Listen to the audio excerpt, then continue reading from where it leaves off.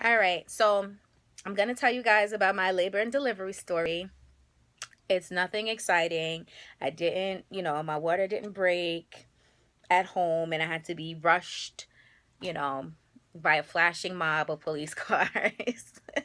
Even though I wish it was exciting like that, but it wasn't. So, my last pregnancy vlog, when I was getting the pedicure, my doctor had called me and he, set up a date for me to be induced, which was the 12th, which is that Friday. So, remember I was due the 5th. So now 41 weeks or whatever, 12th went in at I think like 8 p.m. I went. So, they did their regular checkup, took my vitals, weighed me, all that other stuff, which I was 188 when they weighed me when I got there. Okay, so did whatever they had to do. They brought me up to the room. So now they start giving me this thing called Cyatec, I think it was called. It was like they were like giving me a shot, like I had to drink it. They were giving it to me every 2 hours. I think by the time I had got to the room, it was like maybe like 9 or 10 o'clock. So they were giving it to me every 2 hours. And then like my contractions started around like 12:30. I would say 12:30. Um, every 2 hours, I started getting contractions, nothing crazy, bearable. Started getting contractions. Then I was giving Pitocin. Like they told me that like I was taking it fine, and then like they said that his heart rate was looking crazy, which I was worried because my friends, the last two of them, like they had kids and that was their story. Like they were in labor and then they were told that like the baby's heart rate, was not stable or was too low, so they had to be given C-section. So I thought I was going to have a C-section. So they monitored me for a while. They didn't give me anything until I guess his heart rate was back to normal. And then after that, I was in labor for about, I would say like 11, 12 hours, still bearable.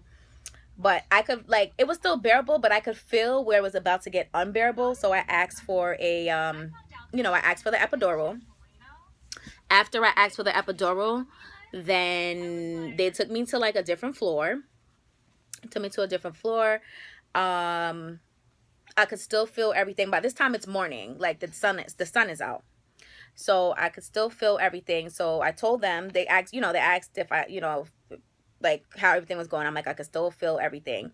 So they gave me another shot of epidural because I was still in pain. So, I could still like basically I could feel like it was numb except for in one spot. And that one spot was so painful. Like I guess that's what I was supposed to be feeling if I didn't get an epidural, like all over, but I could just feel it in one spot. So they were like how, sometimes that happens. People get like a pocket where they don't feel the medication. So I don't know if they gave me another shot of epidural or something else, but after that, then I couldn't feel anything and I was good. And then like literally that didn't last long though, cuz like after they gave me that, like I don't know what it was, if that shocked my body or what, but literally like not even 20 minutes later, like he was out. He was born at 2:55, and I think I had gotten upstairs to take the first thing of epidural at like 12. So after they had gave me like the three extra shots, like by that, like literally after the third one, he was he was born. Like I was fully dilated and they told me to start pushing, and he was here. And he was born, like I said before, at 7 pounds 15 ounces, a big boy, and he's still a big boy, right? But yeah, that's my labor and delivery story. Nothing, like I said, nothing crazy, nothing excited happened. I was in the room, like his dad was in the room with me overnight. Then my mom and my brother and his girlfriend came, like, like I had him at 2:55, so they came maybe at like 11 o'clock, 12 o'clock in the day. And when I was having him, they left the room and they came back, and I stayed in the hospital, I believe, for 2 days. He was born on the 13th, February 13th. I got to the hospital February 12th, like I said, in the night. He was born February 13th, which just so happens to be the same day as his dad's birthday. And yeah, everything went smoothly. He did rip me. I had to get stitches. I have no idea how many. I just know he ripped me, and but that's okay. That's okay. And you know, that was the only thing that I guess complication. It wasn't even really a complication. They stitched me up right then and there, and that was it. I went home 2 days later. I, you know, was able to walk. Nothing crazy. None of my stitches. Like 6 weeks later, I got my checkup.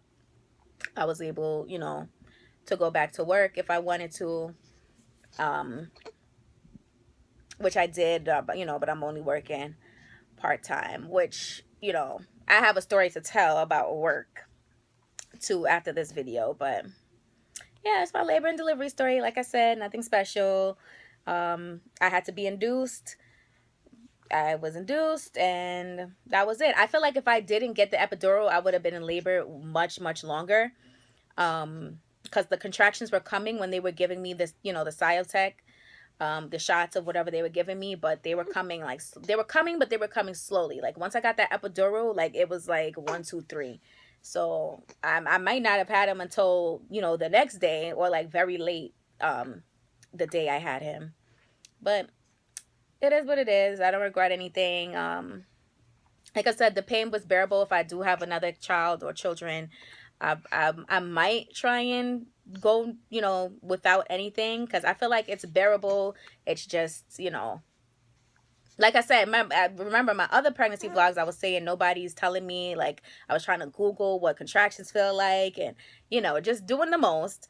And it wasn't that serious. Like it was like, you know, painful cramps, which is what my friends had told me, but they were just very vague about it. But that's really what it is, like painful cramps that last, like, you know, last for like a few, like not a few minutes, but like longer than like a regular period cramp. Like it lasts for a stretch of time. So it's bearable, but not really. I don't know. It's weird.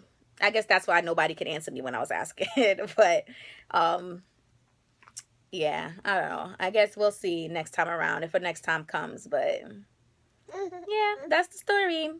I guess if anybody has any questions, you can ask me. But that's all that happened. Nothing crazy. All right. See you guys soon. Oh, and I started my weight loss, I guess. I don't know what you want to call it, but I've been like videoing myself every day. Like I'm gonna post all the clips at the end of the month. That's, you know, the point. Hopefully I have some progress to show you and I don't embarrass myself. But like I said, when they weighed me right before I had him, I was 188.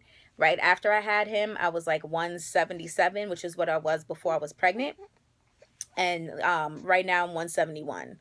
So I was smaller than that, but I've just been eating gross. So I had got down to like 163.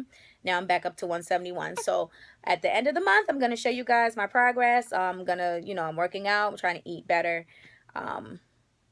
So yeah. See you guys later. Bye.